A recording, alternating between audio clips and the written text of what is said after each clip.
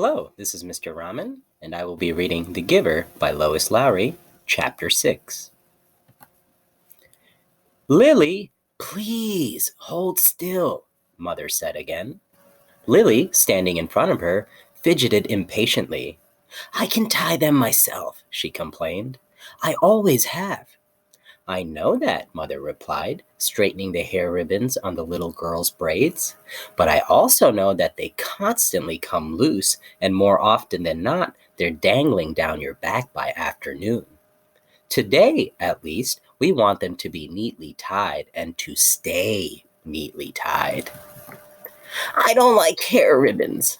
I'm glad I only have to wear them one more year, Lily said irritably. Next year I get my bicycle too, she added more cheerfully. There are good things each year, Jonas reminded her. This year you get to start your volunteer hours. And remember last year when you became a 7? You were so happy to get your front button jacket? The little girl nodded and looked down at herself, at the jacket with its row of large buttons that designated her as a 7. 4s, 5s, and 6s all wore jackets that fastened down the back so they would have to help each other dress and would learn interdependence. The front button jacket was the first sign of independence, the very first visible symbol of growing up. The bicycle at 9 would be the powerful emblem of moving gradually out into the community, away from the protective family unit. Lily grinned and wriggled away from her mother. And this year you get your assignment, she said to Jonas in an excited voice. I hope you get pilot and that you take me flying. Sure I will, said Jonas, and I'll get a special little parachute that just fits you, and I'll take you up to, maybe 20,000 feet and open the door and— Jonas, Mother warned. I was only joking, Jonas groaned. I don't want pilot anyway. If I get pilot, I'll put in an appeal. Come on, Mother said. She gave Lily's ribbons a final tug. Jonas, are you ready? Did you take your pill? I want to get a good seat in the auditorium. She prodded Lily to the front door and Jonas followed. It was a short ride to the auditorium, Lily waving to her friends from her seat on the back of Mother's bicycle. Jonas stowed his bicycle beside Mother's and made his way through the throng to find his group.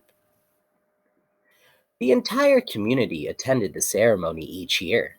For the parents, it meant 2 days' holiday from work. They sat together in the huge hall. Children sat with their groups until they went, one by one, to the stage. Father, though, would not join Mother in the audience right away. For the earliest ceremony, the naming, the nurturers brought the new children to the stage. Jonas, from his place in the balcony with the 11s, searched the auditorium for a glimpse of Father. It wasn't at all hard to spot the nurturers section at the front. Coming from it were the wails and howls of the new children who sat squirming on the nurturers' laps. At every other public ceremony, the audience was silent and attentive.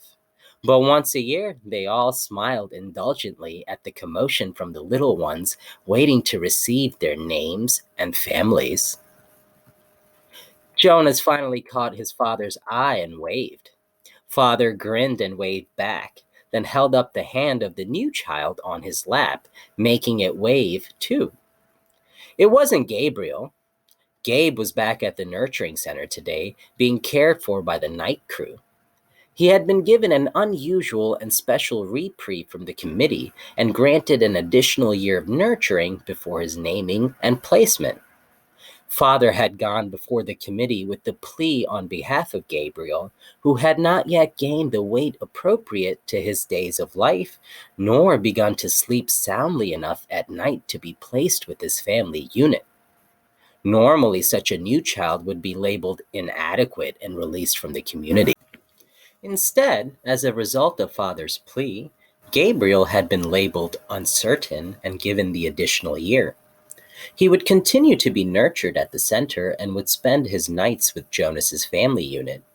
Each member, including Lily, had been required to sign a pledge that they would not become attached to this little temporary guest, and that they would relinquish him without protest or appeal when he was assigned to his own family unit at next year's ceremony. At least, Jonas thought, after Gabriel was placed next year, they would still see him often because he would be part of the community. If he were released, they would not see him again, ever. Those who were released, even as new children, were sent elsewhere and never returned to the community. Father had not had to release a single new child this year, so Gabriel would have represented a real failure and sadness.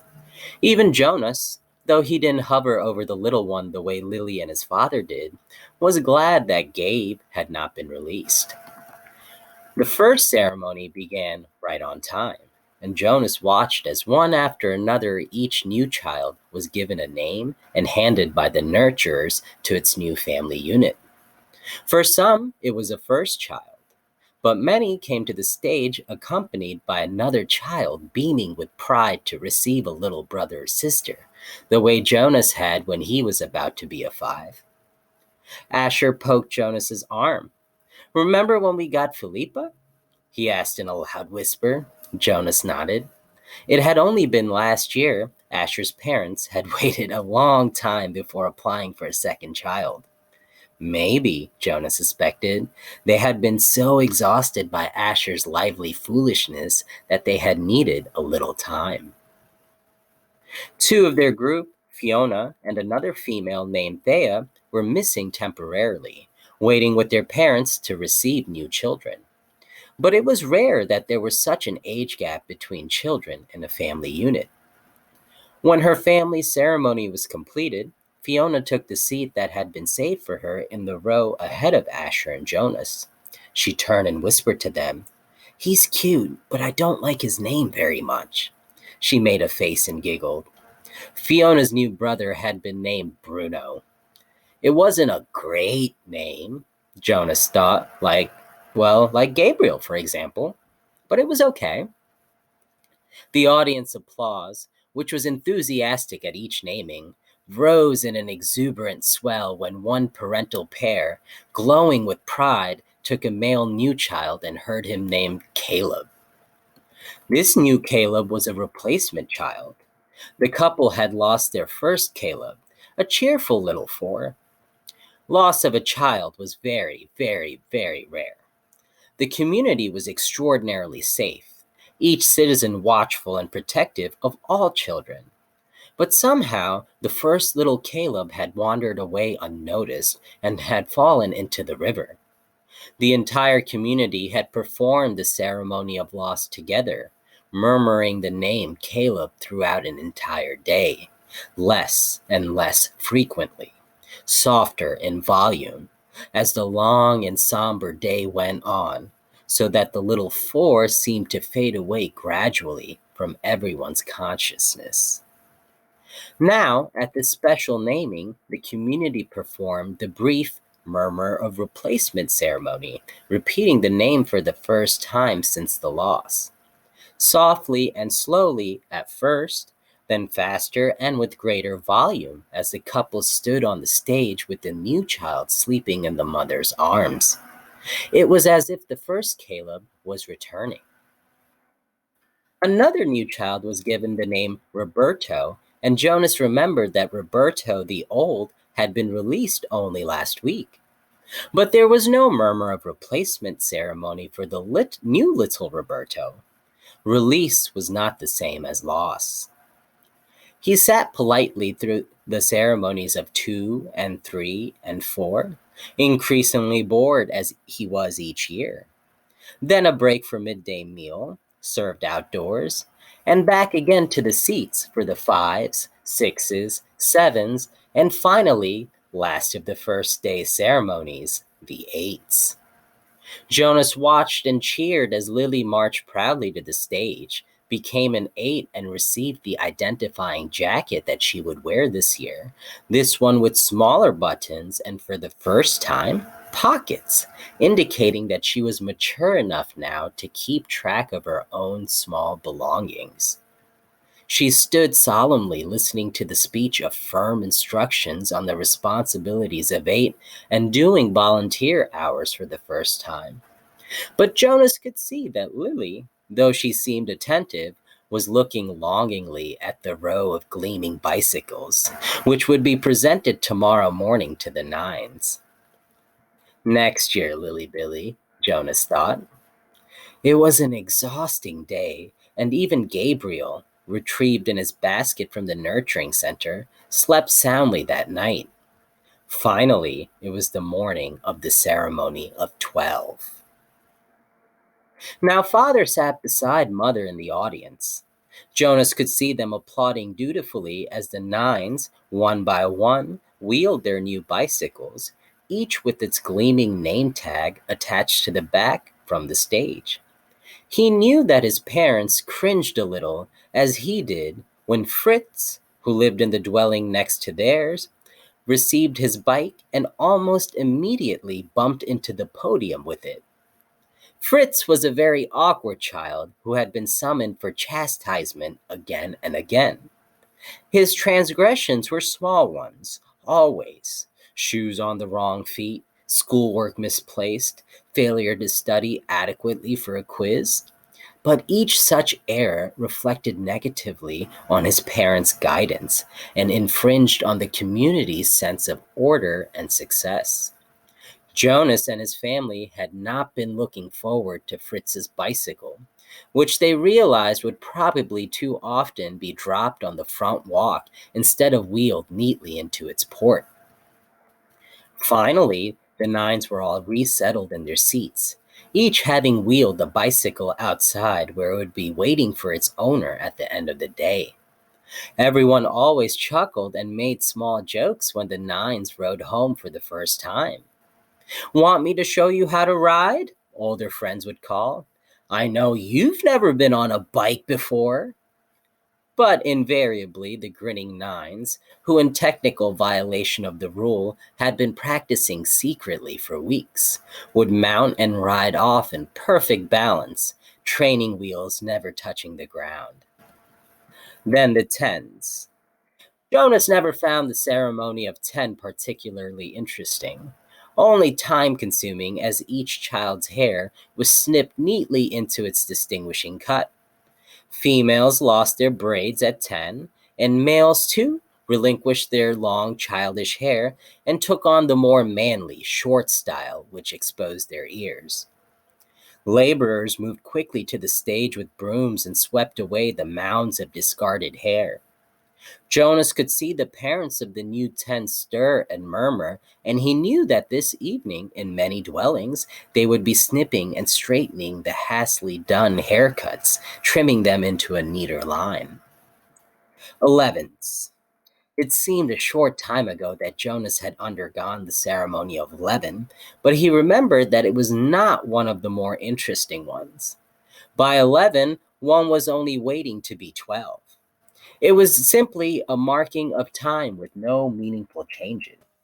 There was new clothing, different undergarments for the females, whose bodies were beginning to change, and longer trousers for the males, with a specially shaped pocket for the small calculator that they would use this year in school. But those were simply presented in wrapped packages without an accompanying speech. Break for midday meal. Jonas realized he was hungry. He and his group mates congregated by the tables in front of the auditorium and took their packaged food. Yesterday there had been merriment at lunch, a lot of teasing and energy, but today the group stood anxiously, separate from the other children. Jonas watched the new nines gravitate toward their waiting bicycles, each one admiring his or her name tag. He saw the tens stroking their new shortened hair, the females shaking their heads to feel the unaccustomed lightness without the heavy braids they had worn so long. "I heard about a guy who was absolutely certain he was going to be assigned engineer," Asher muttered as they ate, "and instead they gave him sanitation laborer. He went out the next day, jumped into the river, swam across, and joined the next community he came to. Nobody ever saw him again." Jonas laughed. Somebody made that story up, Ash, he said. My father said he heard that story when he was a 12. But Asher wasn't reassured. He was eyeing the river where it was visible behind the auditorium. I can't even swim very well, he said. My swimming instructor said that I don't have the right boyishness or something. Buoyancy, Jonas corrected him. Whatever. I don't have it. I sink. Anyway, Jonas pointed out, have you ever once known of anyone, I mean, really known for sure, Asher, not just heard a story about it, who joined another community? No, Asher admitted reluctantly. But you can. It says so in the rules. If you don't fit in, you can apply for elsewhere and be released. My mother says that once, about 10 years ago, someone applied and was gone the next day. Then he chuckled. She told me that because I was driving her crazy. She threatened to apply for elsewhere. She was joking. I know, but it was true, what she said, that someone did that once. She said that it was really true. Here today and gone tomorrow. Never seen again. Not even a ceremony of release. Jonas shrugged. It didn't worry him. How could someone not fit in? The community was so meticulously ordered, the choices so carefully made. Even the matching of spouses was given such weighty consideration that sometimes an adult who applied to receive a spouse waited months or even years before a match was approved and announced. All of the factors, disposition, energy level, intelligence, and interests had to correspond and to interact perfectly. Jonas's mother, for example, had higher intelligence than his father, but his father had a calmer disposition.